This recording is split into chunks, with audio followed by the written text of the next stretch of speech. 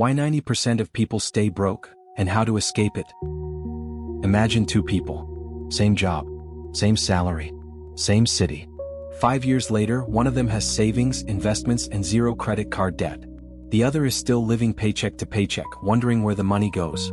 Same income, completely different results. What's the difference? It's not luck. It's not even discipline.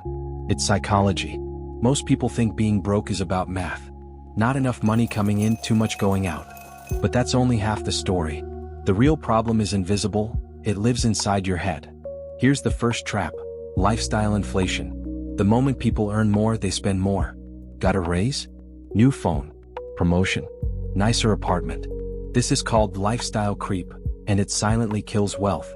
Your income goes up, but your savings stay at zero. The second trap is called present bias. Your brain is wired to value today more than tomorrow. That's why a $5 coffee feels better right now than $5 sitting in an investment account. Neuroscience actually confirms this. Your brain releases dopamine when you buy something. Saving money? No dopamine.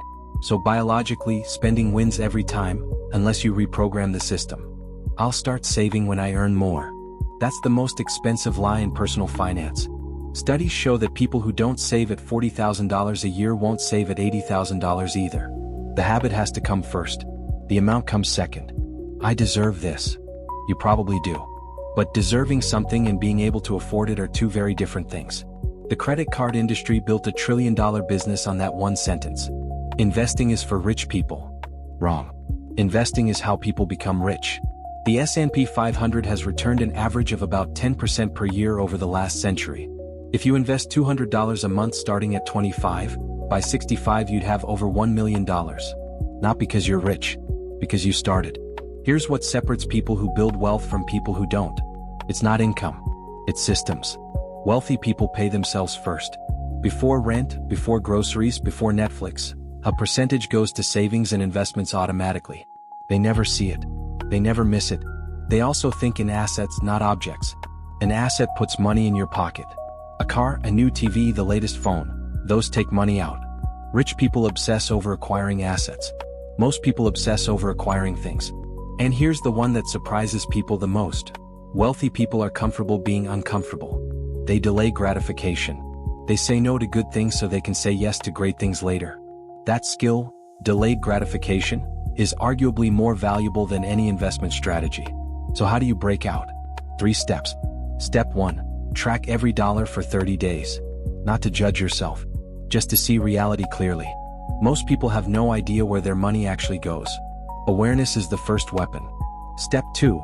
Automate one financial habit this week. Set up an automatic transfer of even $25 to a savings account. Make the good behavior the default. Remove the decision. Step 3. Change your identity. Stop saying, "I'm bad with money." Start saying, "I'm someone who's learning to build wealth." Your brain will follow the story you tell it. This isn't motivational fluff, it's behavioral science. 90% of people stay broke not because they're lazy or stupid, but because nobody taught them how money actually works. The game is learnable. The rules are simple, but you have to decide to play. If this video made you think differently about money, subscribe. Every week we break down financial concepts in a way that actually makes sense. No jargon, no fluff, just clarity. See you next week.